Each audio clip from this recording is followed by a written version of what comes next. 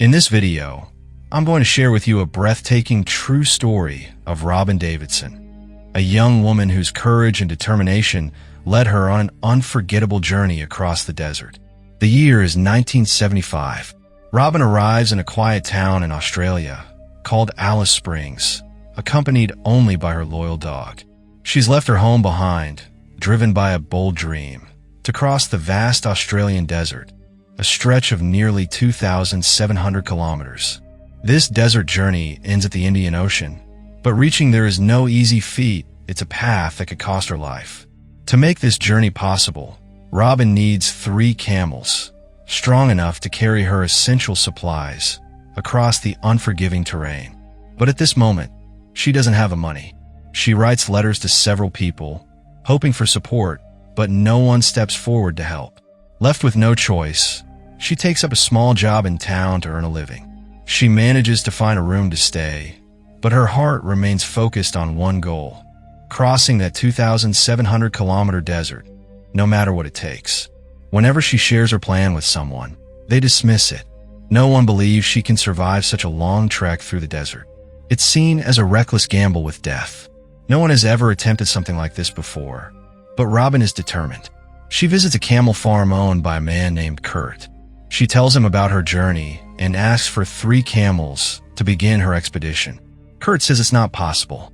Robyn explains that back in 1935, her father crossed Africa's Kalahari Desert, and now she wants to follow in his footsteps. Kurt finally agrees to give her the camels, but only if she works on his farm for 8 months without pay. This way, she'll gain hands-on knowledge about camels, which will be crucial for her survival. Robyn accepts the offer and asks him to put their agreement in writing. Kurt assures her that he never breaks his word and asks her to trust him. Robyn agrees and leaves her job to start working at Kurt's farm. Although Kurt's wife offers her a room in their house, Robyn chooses to pitch a tent outside. She wants to experience what it's like to live outdoors, preparing herself for the desert life ahead. Kurt advises her not to wear shoes or slippers so her feet can toughen up. This will help her endure the harsh conditions of the journey. Robyn listens and follows his advice. Now, Robyn begins working tirelessly on the farm, day and night. Kurt assigns her heavy tasks, and she gives it her all, caring for the camels with unwavering dedication. Over time, she gains deep knowledge about these animals, understanding their behavior, needs, and how to handle them. 8 long months pass. Robyn approaches Kurt, reminding him of their agreement. She's fulfilled her part, working without pay for all this time. Now, it's time for him to keep his word and give her the 3 camels. But Kurt denies ever making such a promise. Coldly, he tells her to leave the farm. Robyn is devastated. Her heart sinks. She had believed her journey was finally about to begin, but once again, lack of money halts her dream.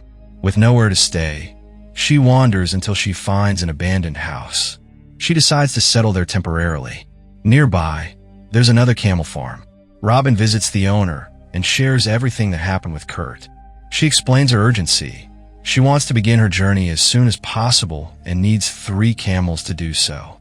The elderly man warns her against it, saying the journey is far too dangerous. But Robyn's mind is made up. She calmly insists that no matter the cost, she will complete this journey. The man offers her a deal. If she works on his farm for 1 month, he'll give her 1 camel in return. Robyn agrees and starts working again, determined to earn what she needs. One day, a few of her friends come to visit. Seeing her in such a state, they feel deeply sorry for her. They try to convince her to let go of this stubborn dream, but Robyn refuses. Her resolve is stronger than ever. She will see this through. She doesn't enjoy their company anymore. Her mindset has shifted, and she feels disconnected from them. Among her visitors is a photographer who gives her a powerful suggestion. He tells her to seek sponsorship for National Geographic. That way, she could secure funding for her expedition. As it turns out, he himself is a photographer for National Geographic. The next day, all of Robyn's photographer friends leave. Time passes quickly, and soon a month goes by. True to his word, the elderly man whose farm she's been working on gives her a female camel. But her journey is still incomplete. She needs 2 more camels. Soon, she discovers that the female camel is pregnant. This means she'll have to wait a little longer until the baby is born. In the meantime, she must find a way to secure 2 more camels, which is no easy task. Once again, Robyn heads back to Kurt's farm, hoping to request the remaining camels. But when she arrives, she learns that Kurt has sold the farm to someone else. She explains her previous deal with Kurt to the new owner, but he says Kurt never mentioned anything about it. As a result, he refuses to give her any camels. Robyn tries to reason with him, but he firmly declines and walks away.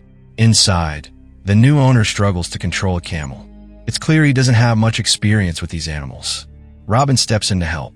With her knowledge and calm approach, she manages to control the camel. She then shares her situation with him, her dream, her struggle, and her need. Moved by her determination and skill, the new owner agrees to give her 2 camels. By now, a lot of time has passed. The female camel has given birth, and Robyn finally has the 3 camels she needs. She writes a letter to National Geographic, sharing her story and her plan. It's now 1977. She's been living here for 2 years. Robyn had written to her father and sister, and they come to visit her. Her sister doesn't want her to go on this journey, but her father, who once completed a similar expedition himself, encourages her. Soon, Robyn receives a reply from National Geographic. They agree to sponsor her journey, but with one condition. Their photographer will meet her at various towns along the way to capture her story. That photographer turns out to be the same friend who had suggested the idea in the first place. He arrives with a large supply of essentials for her journey. Robyn loads everything on her 3 camels. With her gear packed and her heart set, she's finally ready to begin the journey she's dreamed of for so long. Before setting off, Robyn says goodbye to the elderly farm owner and her family. Her journey begins with her faithful dog, 3 adult camels, and a newborn calf. The path ahead is incredibly challenging, but she keeps moving forward with quiet determination. Whenever she comes across a small village or town, she sets up camp. At each stop, her friend, the photographer from National Geographic, is already waiting. He knows her journey and captures moments from her expedition. Soon, news of her journey begins to appear in newspapers. People across the country start learning about this brave woman, attempting to cross 2,700 kilometers of harsh desert. Robyn walks continuously for 29 days. Eventually, she reaches a place called Olga Park. It's a shortcut, and she hopes to pass through it, but permission is denied. So, she camps just outside the park. Once again, the photographer arrives to take pictures. Robyn doesn't enjoy being photographed, but she's bound by her contract with National Geographic. The next morning, she resumes her journey. Now, she must take a longer path, adding even more distance to her already grueling trek. Later that day, when she reaches another stop, the photographer joins her again. As they spend time together, a sudden storm rolls in. Instead of helping her, the photographer focuses on capturing the moment, hoping to document her struggle. That evening, the 2 of them are alone, and the isolation brings them emotionally closer. However, there's no romantic connection between them, just a quiet companionship born from shared solitude. Robyn continues her journey. Days pass, and now she's been walking for 61 days. Along the way, water is scarce. Only a few places offer enough for her and the camels to drink. After rehydrating, they press on. Robyn is exhausted. She sleeps in the wilderness, and one morning, she wakes up to find her camels missing. Panic sets in. Without them, her journey and her survival could come to an end. All her food and supplies are loaded onto the camels. She begins searching frantically. Thankfully, she finds them soon. But the stress and fatigue of the long journey take a toll. Overwhelmed and frustrated, Robyn loses her temper and vents her anger on one of the camels. After days of relentless walking, Robyn reaches a small settlement inhabited by native people of the region.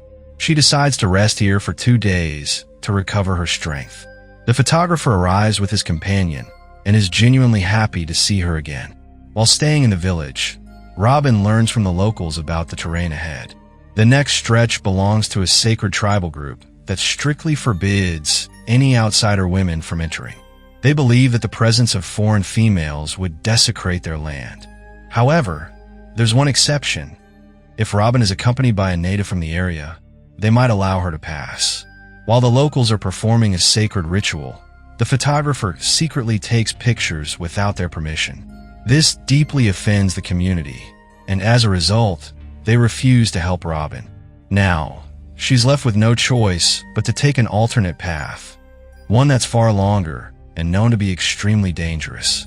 No one has ever crossed it successfully. The risk of death is real, but Robyn has no other option. She continues her journey slowly. Both she and her camels are exhausted. Eventually, Robyn reaches a river, though its water level is low. She and her camels drink what they can. Just then, 4 men arrive. 3 are from a nearby tribe, and 1 is Australian. Robyn shares her story with them, explaining her goal to cross 2,700 kilometers and reach the Indian Ocean. The Australian man warns her that the path she's taking is too long and confusing. He suggests she take the direct route instead. Robyn explains why that's not possible. The native people of that region consider their land sacred and won't allow unfamiliar women to pass through. Understanding her situation, the Australian man offers help. He sends one of his companions, a local native who speaks some English, to accompany her. With his support, Robyn decides to take the direct route, now joined by someone who can guide her through the sacred land. After walking for several kilometers, Robyn and her companion reach a spot where they meet a man who turns out to be a fellow traveler. Robyn hands him a letter and explains that her supplies have run out. She asks if he can deliver the letter to National Geographic. He agrees without hesitation.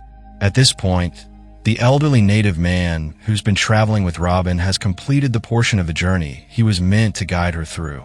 That region was sacred to his people, and without him, Robyn might not have been allowed to pass. But Robyn doesn't want him to leave. She asks him to continue the journey with her. He replies that his shoes are worn out and he can't go any further. So, Robyn asks the traveler for his shoes, and with that, the 2 companions, Robyn and the elder, continue their journey alongside the camels and her dog. For the next 20 days, they walk without pause. Along the way, the elder hunts a kangaroo. Robyn offers to help prepare the meat, but he gently reminds her of a cultural rule. Women are not allowed to cut hunted game in this region. Respecting his tradition, she steps back. Eventually, they arrive at a small village where the photographer is already waiting. The letter Robyn had given to the traveler contained details about this location, which is how the photographer knew where to meet her. From here, the terrain ahead becomes even more dangerous. There's no water for miles, and dehydration could be fatal. The elder tells Robyn that his journey ends here. He must return now. Robyn thanks him, and he quietly departs. The photographer, seeing the challenges ahead, promises to do his best to arrange water supplies along the way, whenever and wherever possible. Robyn continues her journey, walking for several more days with her camels and her dog by her side. The exhaustion begins to overwhelm her. Her mind starts to falter, and she begins to hallucinate, seeing strange, surreal images. At times, she walks without clothes, lost in a haze of confusion. To make matters worse, she loses her compass, the only tool guiding her direction. After a long search, she finds it again, regains her bearings, and resumes her path. Days later, she arrives at a house where an elderly woman lives. At first, Robyn thinks this might be another hallucination, but it's real. The woman invites her inside. Robyn drinks water, eats a proper meal, and for the first time in many days, she takes a bath. After resting there for a day, she sets off once again. On the road, her dog becomes desperately thirsty and accidentally drinks poison water. Robyn loses her beloved companion. The grief is immense. Her dog had been with her through every step of this journey.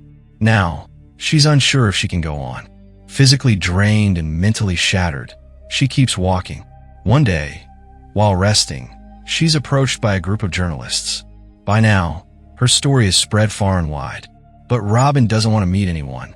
She's in no condition to give interviews or pose for photographs. The attention feels overwhelming, so she quietly leaves. She informs her friend, the photographer for National Geographic, where she plans to end her journey. And then she walks. Step by step, she pushes forward. Finally, she reaches the edge of the ocean, the Indian Ocean. She has completed a deadly 2,700-kilometer trek across the Australian desert. Her photographer friend arrives just in time to witness the moment.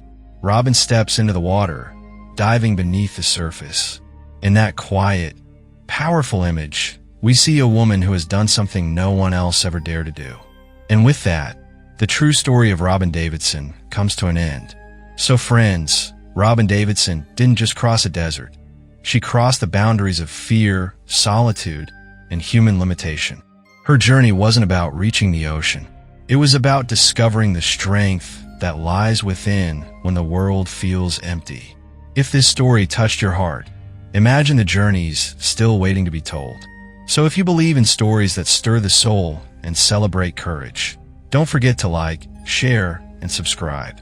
Your support helps us bring more powerful narratives to life. And if you're already part of this journey, drop a comment below. We'd love to hear what moved you most. Stay safe, stay healthy. See you in the next story.